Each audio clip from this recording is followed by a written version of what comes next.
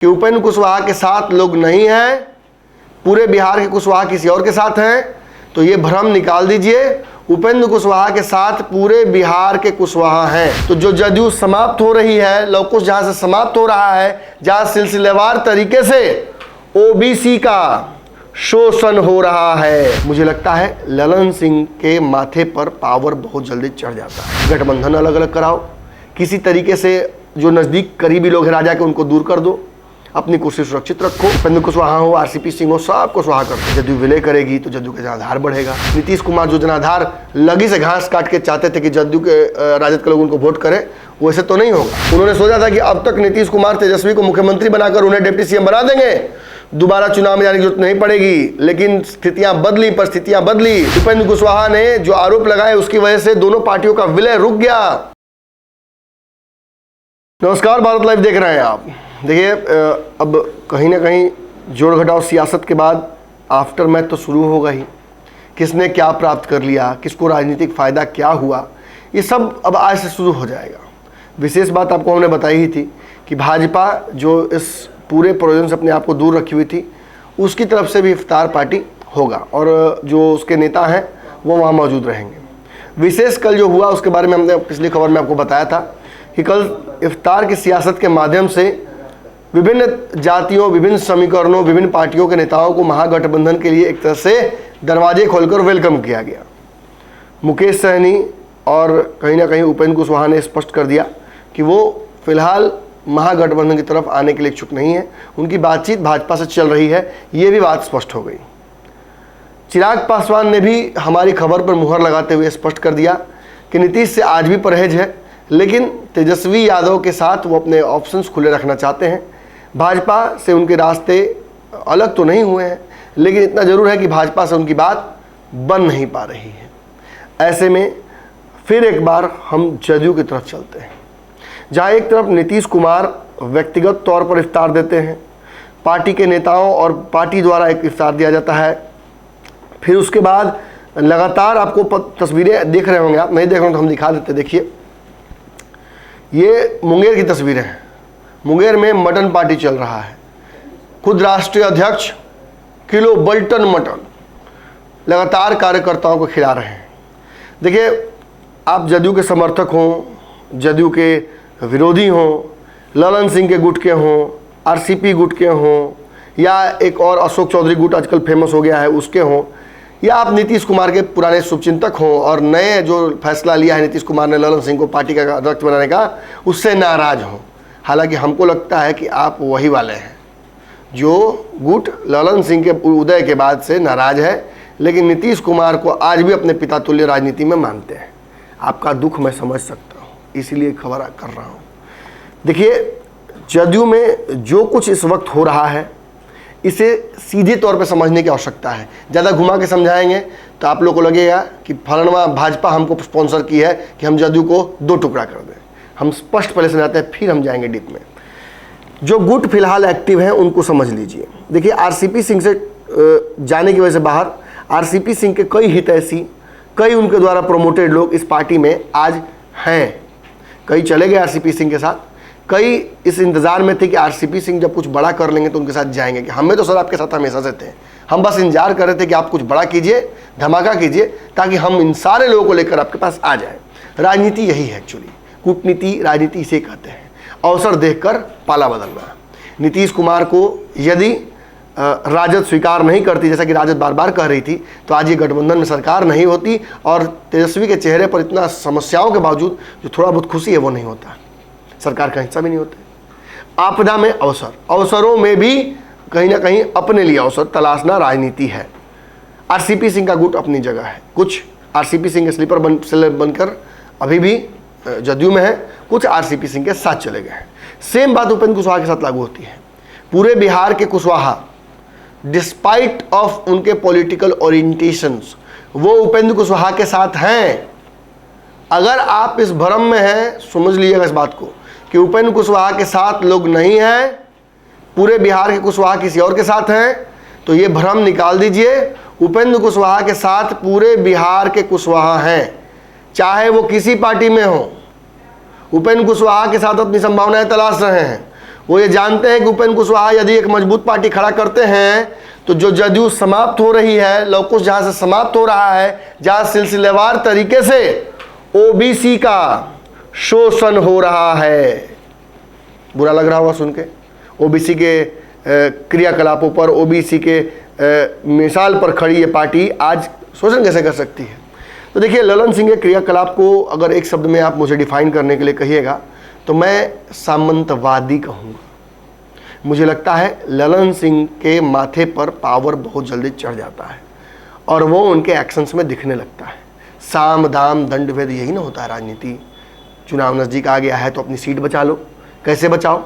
गठबंधन अलग अलग कराओ, किसी तरीके से जो नज़दीक करीबी लोग हैं राजा के उनको दूर कर दो, अपनी कुर्सी सुरक्षित रखो। उपेंद्र कुशवाहा हो, आरसीपी सिंह हो, सबको स्वाहा कर दो। जो लोग शिक्षाविद हों, जो बहुत चढ़ाक हों, उनको बाहर करो और ऐसे घासलेट टाइप के लोगों को पार्टी में जोड़ दो जो केवल आपके लगाई हुई तीली पर ही वो आधा घंटे बाद थोड़ा थोड़ा फुकफुकाएं। आगे से फुकफुकाता है वैसे। निश्चित तौर पर ये एक बहुत बुरा दौर है जदयू के लिए, लेकिन अच्छी बातें भी हैं। अब देखिए ना, जदयू का विलय होने जा रहा है इतना बड़ा पार्टी में। जदयू विलय करेगी तो जदयू का जनाधार बढ़ेगा। नीतीश कुमार जो जनाधार लगी से घास काट के चाहते थे कि जदयू के राजद के लोग उनको वोट करें, वैसे तो नहीं होगा। अब दोनों परिवारों को एक करना होगा, तब जाके यादव जी लोग कहेगा कि ठीक है, हम आपको नेता मानते हैं, जब तेजस्वी मानते हैं। तो एक छत के नीचे आने के बाद ही नीतीश कुमार के जनाधार में वृद्धि हो सकती है, अन्यथा कोई और रास्ता उनको नज़र नहीं आ रहा है। चिराग के प्रति सॉफ्ट होना, मुकेश सहनी को न्योता देना, पप्पू यादव को बुला लेना, इन सब चीज़ों से आप क्षणिक राजनीति कर सकते हैं, लॉन्ग टर्म इनका इफेक्ट्स नहीं होगा, क्योंकि इन सारे राजनीतिक दलों का अपना भी महत्वाकांक्षा है। और उस व्यक्ति का कौन होगा जिसके अपने भाई उसे छोड़कर चले गए या जिसने अपने भाइयों के साथ छल कर लिया हो। जिस तरीके से नीतीश कुमार के साथ आरसीपी अलग हुए हैं और उसके बाद उपेंद्र कुशवाहा, नीतीश के लिए फिलहाल ये बहुत बुरा दौर है। ये कहने का और बार बार कहने की आवश्यकता नहीं है। दो गुटों का तो मैंने जिक्र कर दिया, आरसीपी सिंह और उपेंद्र कुशवाहा गुटों का। एक गुट और है जो इस पार्टी में अपने लिए स्थान, अब चूंकि एक ही थोड़ी हो सकते हैं ललन सिंह जो कि नीतीश कुमार के उत्तराधिकारी बन के आ सकते हैं। अशोक चौधरी को देखिए नीतीश कुमार कितना प्यार करते हैं।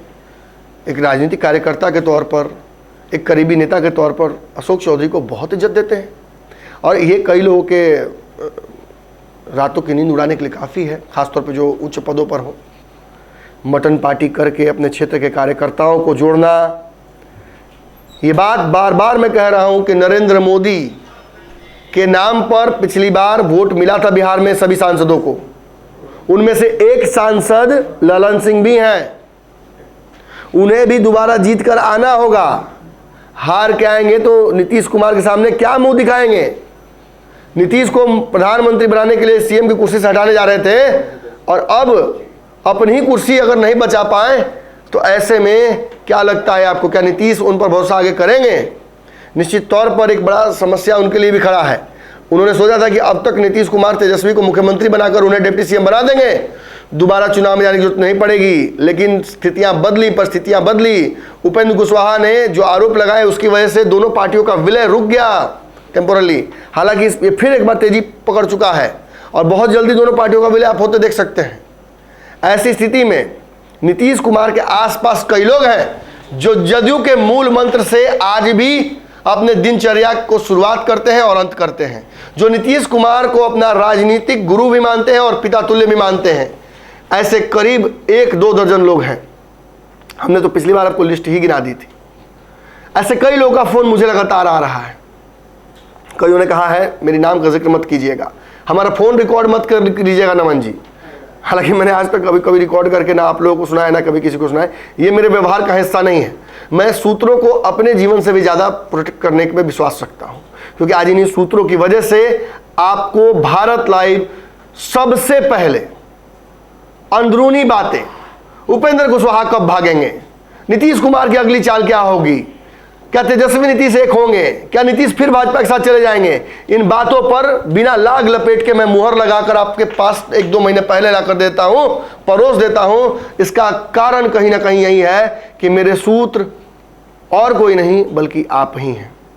आपके जैसे पॉलिटिकल अवेयर लोग, कार्यकर्ता जो विभिन्न पार्टियों में धक्के खा रहे हैं, घर वाला बर्तर बर वाला घर तर, ये राजनीतिक समीकरण जिस तरफ जदयू बढ़ चुकी है, भले ही भाजपा से लड़ने के लिए वो खुद को सेकुलर कह दे, लेकिन अपने आप बोलिए, आप अपने गिरेबान में झांक कर देखिए, अगर जदयू के कार्यकर्ता हैं आप, तो क्या आपकी पार्टी एक सेकुलर पार्टी है?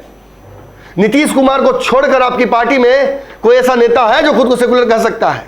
क्या नीतीश भी अपने आप को भाजपा के साथ रहने के दौरान सेकुलर कह सकते हैं? निश्चित तौर पर आप खुद गिरेबान में झांकिएगा तो आपको समझ में आ जाएगा कि जो आरोप लग रहे हैं ये आरोप बिल्कुल सत्य हैं। नीतीश कुमार की पार्टी सेकुलर नहीं है। आज राजनीतिक फायदे के लिए ये पार्टी बिहार में सेकुलरिज्म का नाटक कर रही है।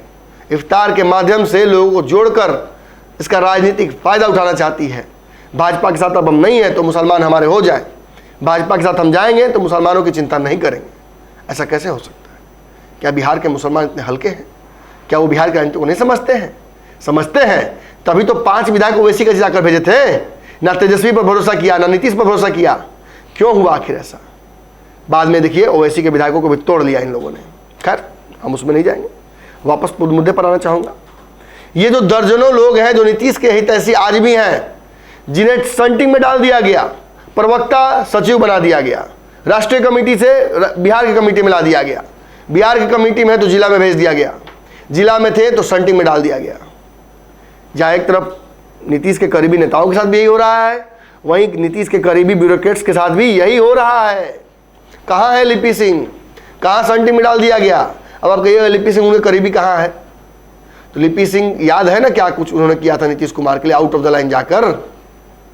निश्चित तौर पर जदयू के लिए एक बुरा समय है, लेकिन ललन सिंह इस आपदा में अवसर तलाश रहे हैं अपने लिए। जहां मुंगेर में भी फील्डिंग टाइट किए हुए हैं, वहीं पार्टी के कम से कम ऐसे 5-6 नेता हैं नीतीश के आसपास जो बहुत प्रभावित थे एक समय में, उन सब का पावर सीज कर दिया है। ये बात बोलने में परहेज मत कीजिएगा कि बिहार में अगर नीतीश सीएम है तो सुपर सीएम ललन सिंह है, और सुपर सीएम ही नहीं है। जदयू को लेकर कोई बड़ा फैसला वो कभी भी कर सकते हैं। जिस वक्त ललन सिंह यह फैसला लेंगे उस वक्त देखने लायक होगा कि ये जो नाराज पलटन है ये क्या करने जा रही है। बार बार इनकी नाराजगी मेरे तक पहुंच रही है। मैं आपको दावे के साथ कह रहा हूं कि ऐसे कई बड़े नेता हैं जदयू में जो सन्टिंग में बैठे हुए हैं, जो अपनी पार्टी बदल नहीं सकते हैं, जिन्होंने नीतीश कुमार के लिए अपना जीवन लगा दिया है, गोल्डन समय दिया है। ऐसे लोग आज भी नीतीश कुमार में अपनी आस्था रखते हैं, लेकिन पार्टी को लवकुश समीकरण, ओबीसी समीकरण, पिछड़ा, इस समीकरण से बाहर जाकर सामंतवादियों के हाथ में जाता देख मैं आपको एक एक करके बताऊंगा। याद रखिए, भारत लाइव पर लगातार खबरें चलेंगी। मैं आपको एक एक लोकसभा सीट के बारे में बताऊंगा कि कैसे ओबीसी का हक मार मार कर भूमिहार, ब्राह्मण, राजपूत इनको दिया जा रहा है। ढेर लोगों को दुख लगेगा कि आखिर नमन मिश्रा ब्राह्मण होते वैसा क्यों कर रहा है। जातिवाद में भरोसा नहीं करता हूं, बहुत पहले ही मैंने कह दिया था, और अब इन चीजों को खुलकर समझाने का समय आ गया है। समाजवाद का कंबल ओढ़कर कोई घी पिएगा और भी दूसरे के हक का, तो ऐसा होने नहीं दिया जाएगा। इसके लिए फांसी पर चढ़ना पड़े या ट्रक चढ़ा दिया जाए देह पर। आखिर इस प्रदेश में समाजवाद समाप्त क्यों हो रही है? क्यों नीतीश कुमार आखिरी समाजवादी नेता कहे जाते हैं? इन सब पर चिंतन करना होगा। कहीं ना कहीं हमें यह बात सोचनी होगी कि आखिर जदयू जो कि लास्ट स्टैंडिंग समाजवादी की पार्टी है, जिसके फ्लैग बेयरर्स इतने बड़े बड़े रहे हैं, जो कितने बड़े आंदोलन की उपज है, वो आज अपनी आइडेंटिटी क्यों खो रही है? आज उसे विलय करना क्यों पड़ रहा है राजद में? आज उसे अपना नेतृत्व करता एक तानाशाह को क्यों बनाना पड़ रहा है? और एक एक करके नीतीश कुमार के करीबियों की छुट्टी आखिर क्यों कर हो रही है? कैसे नीतीश कुमार नहीं देख पा रहे हैं? इन सभी चीज़ों पर से पर्दा उठाऊंगा धीरे धीरे। आपको इस खबर में जितना बता दिया उससे कहीं ज़्यादा आज पंचनामा में बताने जा रहा हूँ। इंतजार कीजिएगा आज के पंचनामा का। अगर ये वीडियो पसंद आई और वह बिहार के राजनीति और बिहारियत से सरोकार रखेनी तो सब्सक्राइब बटन दबा के चैनल के सब्सक्राइब कर ली। ओजे एगो घंटी बा, ओकरा बटन दबा देला से कुल सटीक और मारक खबर रुआ मुफ्त में मिल जाई। अगर रउआ पत्रकारिता के हमनी के नया प्रयोग में सहयोग कर चाहतनी तो ज्वाइन बटन दबा दी। पेटीएम नंबर नोट कर ली 9386816700। धन्यवाद।